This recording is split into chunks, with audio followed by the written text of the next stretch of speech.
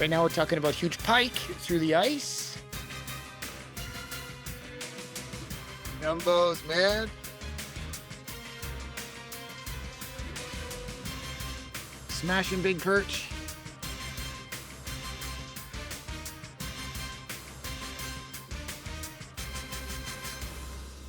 We're gonna get 10 more.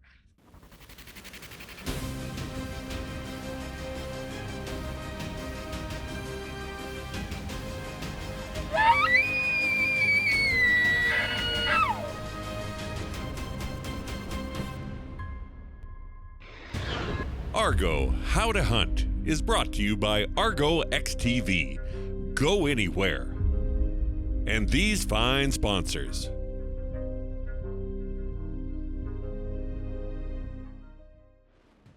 Welcome to the two-part series of How to Hunt Ice Fishing Pod. We're going over a few things about ice fishing. We talked about perch and walleye in the last show. I'm with Zach Brown, live from Lac La Marte, where he is the manager and head guide for probably one of the coolest big game fish operations. Did I say that right? Big game fish? Yeah, I think you could say that. I mean, we're up for debate on that, but I think for big pike and big lake trout at the same spot, I think we have that covered, as you witnessed firsthand. So in the last couple of days, you've caught how many fish?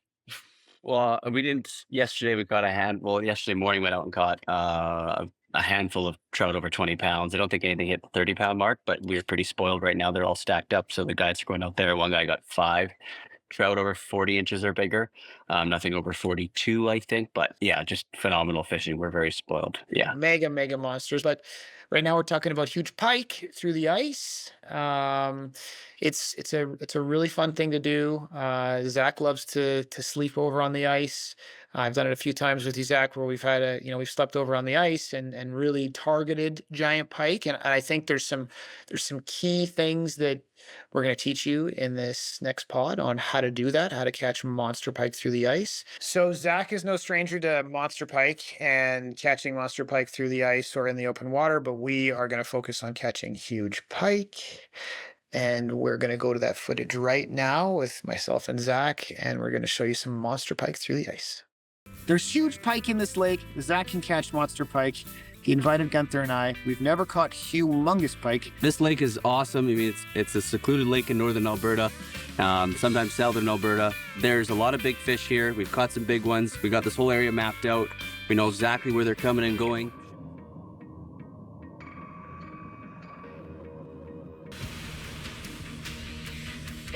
All fish don't talk about that.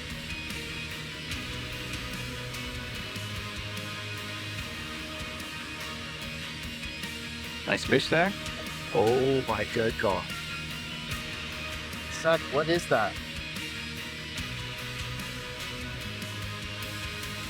Oh my God. Did the head difference now, Ryan? That's a big head. I have never ever been able to been this lucky to catch a fish like I caught. Like I honestly had no idea it was going to be that big. Wow. Having the proper bait set, having the proper line, proper everything results in big fish. Ryan today had a huge fish, and all these little things end up in that result. You know, I had no idea what to expect. You really have no idea how big these fish really are until you're actually here and you see them for yourself. No, that's actually scary, that thing. What is that? Oh no. Who's that? Oh my God. That's how to deal. What is that, dude? That's an alligator. I don't even want to go near that thing. When I looked down the hole for the first time and I saw that head, I am not kidding. I was kind of frightened. The hole size is super big. Most guys use an 8-inch hole. It's a 10-inch hole, and the head of this pike is almost filling the entire hole, and the belly is coming up. And I mean, it was a monster. It looked like a dinosaur. It was really cool. One of the coolest things I've seen. Well, Zach, your spot was unreal. I mean, that was cool. Gunther caught a smasher. We all caught multiple giant pike, like really huge fish. That's amazing. I mean, it just speaks volumes to a fish. It's catch and release only. Big pike have the ability to grow to 20, 30 years old. We got some giant fish. It's super fun being a part of other people's personal best, seeing the excitement. Stream all your favorite episodes of How to Hunt at wildtvplus.ca. Welcome back. You just watched my personal best pike getting caught through the ice. That was the best pike I've ever caught in Alberta. Pretty amazing. Zach, you really took the lead on that whole trip, because for me it was kind of new to target big fish. Like, we're just targeting big fish the entire time, and there was a lot to learn there for me. Let's go over some of the secrets that you have that you use to catch some of those big fish through the ice. Well, I think a lot of it comes down to the location. I can't take total. I don't get that. The friends of mine I've been able to meet over the years have been able to pass that information, and where you're fishing is going to dictate the chance of catching big fish. And I think on top of that, the people that are fishing it, that are handling the fish well, a lot of big fish you see come out, whether you see them on Facebook or whatnot, are really mishandled, and I think that lowers the chances of them surviving. But yeah, using bigger baits, I think in certain locations, which we were fishing, the chance of catching a smaller fish are that much lower. So we didn't, some days, I think, remember, we didn't have a lot of flags, but the times we did have it, there's a lot of fish over 40 inches. And the location of where they're going into spawning I think is also a key. And if you can find an area that necks down, well, then your area of where you can put your baits and the fish are traveling gets that much easier. And rather than fishing a big open water, you're fishing a narrow strip. And then also just the time, right? I think we put a couple days in, and I think that's the difference. Where going out for a weekend, a morning or an afternoon, your chances are that much less. But putting the time out 2 or 3 days, I've seen it where I don't get a fish for literally 2 days, and then the third day morning we got a handful of fish over 20 pounds. So it's a lot of time, a lot of dedication, and I think the research ahead of time. That, again, I can't take the accolade for that. I've been able to been given some tips on top of that.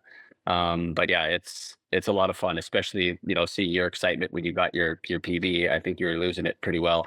I think that makes it all worth it. So my favorite part was when we were baiting the treble hooks, and you have like a way to bait it, and I think you like pull the fins out to make it look a lot Yeah. like all these little details, I think, are so key. So tell me how you did that.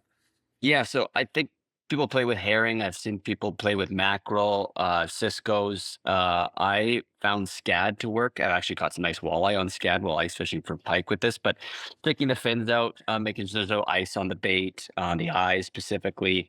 I hang them upside down. I don't know if there's anything to that. I think I stole that from somebody. I know some people that I try to do this is keep your bucket with all your fish, and it's super disgusting, but I think that has some smell to it, that allows to maybe stay in the water a little bit longer rather than like a just right out of the freezer kind of deal. But yeah, sticking the fins out and allowing it to look natural. Even the fluorocarbon leader, I try to keep that as thin. I don't use double rig, so you're usually going to have one treble or one single, which I think in the water might look a little bit more realistic rather than a big metal contraption with steel wire.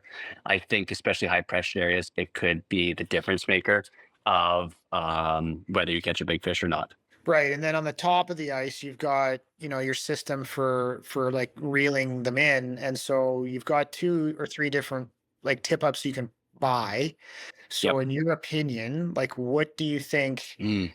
What is your go-to? Like, I know we had, your pop-up style, then you had the kind of a circular, like a puck. I think depending on how cold it is when you're fishing would dictate your tip ups. I mean, I'm usually in a tent because I'm a baby, and some years I don't even get out ice fishing because it's so cold. But if you're in a tent, you don't have to worry about it. I like doing just a simple rod and reel on a rod holder over the hole, so then you're actually fighting the fish on the rod, which is, I think, it's that much more fun. If you're fishing outside and it's cold, you can actually get the insulated puck style, like you talk about. Frable makes a big one that it has some foam insulation that helps to keep it over the hole without it freezing. I know some guys might do the simple rectangle system with a foam cutout and put that over top, which helps because you don't want that ice freezing over top of the hole when you do have a fish on, because that can interfere with your lines spooling out when the fish hits it.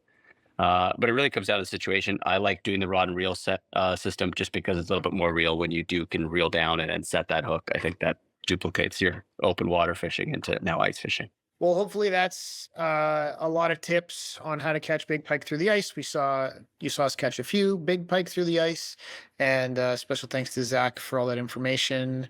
We'll be right back with some more how to hunt.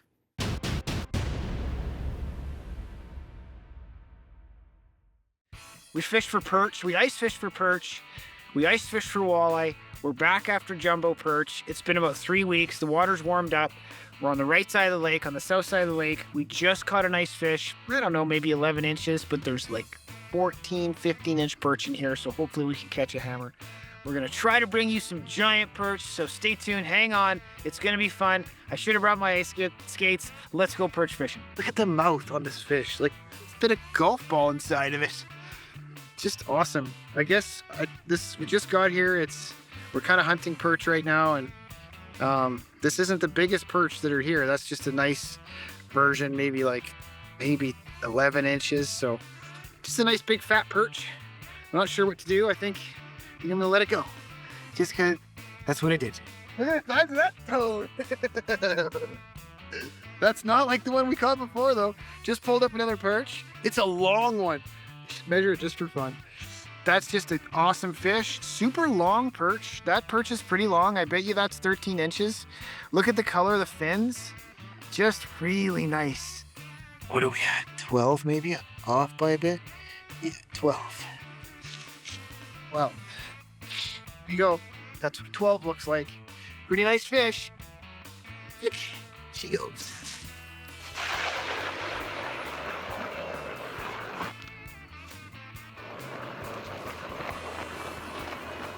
It's hard to stay still.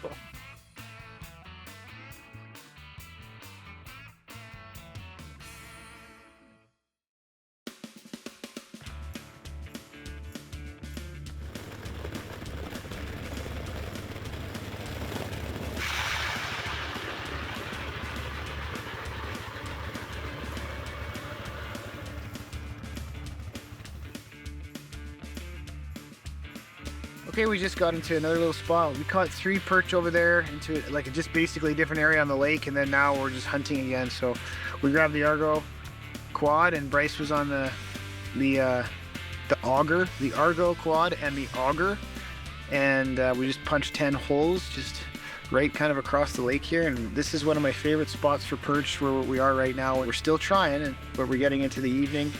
Bite here in about an hour and a half, and hopefully that triggers some big fish to start biting. So let's see some slammers. Nice big slab. Still not the jumbo, but I mean, that is a perfect eater. See if I can show it again here. Yeah, nice fins, nice looking fish, but this guy's staying up top. So we came to our secret lake and we caught a few perch, and Cedric and Caius decided they're gonna sleep outside, and they built this unbelievably awesome lean-to with a tarp, some good old-fashioned hard work, and I'm sitting on a nice mat right now, but underneath the mat, spruce boughs, and the beds are done perfect because they're raised beds. They're raised off the ground a little bit, and that brings, once you bring the fire into here, then the heat will go underneath the bed and keep you warm from the bottom up, and then come inside here, and as soon as it rains, he'll be in the trip. Until then, we'll be sleeping like babies, but Yeah. if we get rain, it might.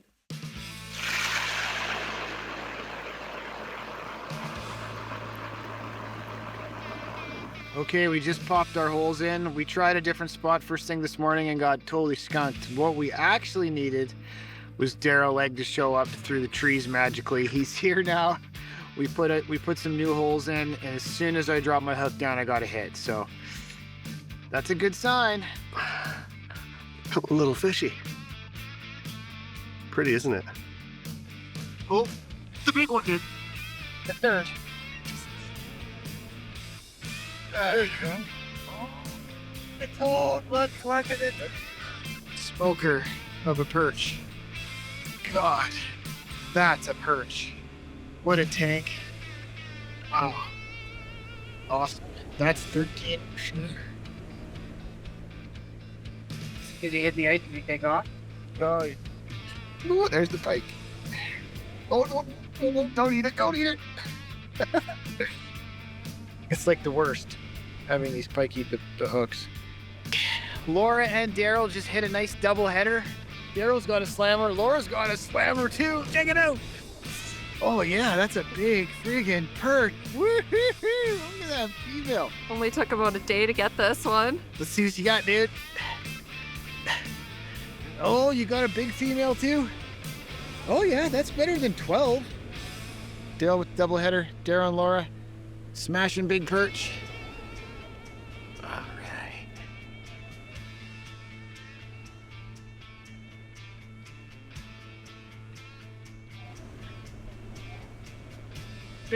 I caught the smaller of the three. Oh, you caught one. Yeah, there's 3 good ones. That's a pretty good juicy one, but there was a way bigger one. Freezing our butt off, catching a few. Hopefully you enjoyed the show, just in case this is the last one. We're gonna get 10 more. Well, we're still in the right spot. We got a limit. Jumbos.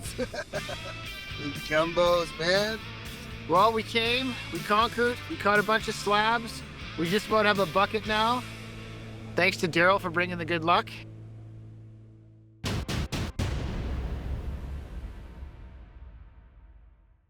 Welcome back to How to Hunt Pod. You guys just saw a bunch of cool footage from some more perch fishing. We built a lean-to. We took some kids fishing. You know, I think that it's really important to have like another activity besides fishing, especially when you're taking kids. I mean, I took my son and I was with Cedric and a good buddy of mine, and he took his son, and they had such a cool idea, like to survive outside and live outside. The ice fishing actually can be pretty good. We didn't get the best day, but having something to do is something else besides the ice fishing for the kids is just like vital. So what a brilliant idea, right? Cedric put together a lean-to, did a great job, and then they slept outside, which, you know, it's an adventure. It is. And in fact, it was warm enough to make that happen. It was pretty sweet. But I think, yeah, because perch fishing specifically can be so hit or miss, to have something else to do, because you guys are just like targeting perch, you're targeting big perch, which is a whole different ball game. I think perch are probably known to be like, oh, I go catch, hundreds of perch with my kids. But it's like, well, we're trying to catch, 12, 13, 14, 15-inch perch, which is few and far between, especially, the way you guys are doing it. Yeah, and you know what we do, I guess, really, if you want to break it down to look at what we do is, we're using those Tecumseh heavier, kind of small, super small perch hooks. I'm using maggots, mealworms, trying to go back and forth from each one. I'm probably changing colors if I'm not catching fish right away, like pretty frequently. I like the blacks and I like white and like those 2 colors, right? So sometimes I try to match the color of the bait to kind of make it blend into the hook. I think that, perch, I think that works, right? It works with, species like walleye as well, right? Like a black hook, and you're using it like a leech to kind of match what you're putting down. If you had to use a bloodworm or a mealworm or a maggot, do you have a preference, or do you have 3 different kinds and you switch up? So personally, I have way too many perch hooks, like hundreds of them. And then, I'm using maggot or a red maggot or a mealworm, and it just depends on what they're biting, right? So you're kind of throwing something down there, seeing if they get a take. Cameras are a big deal. So, a couple real big tips that I would give you for the perch is, one is don't have anybody walking around your hole. If you're in like 5-8 feet of water or even 10 feet of water and you've got kids running around the hole, like, I'm sorry, but you're not going to catch trophy perch. It's just, and is it, I've done a little bit of perch fishing, but I've heard even how light sensitive they are to their eyes. So like bit of cloud cover or more snow on the ice or less snow on the ice, and if you put people on top that are running around, I can understand how that could totally throw them off. Yeah, I think the noise from the surface, if there's way more snow, you got a big pack of snow, you might be better off for sure. If it's like a skating rink and people are running around, it's even worse because they can see you.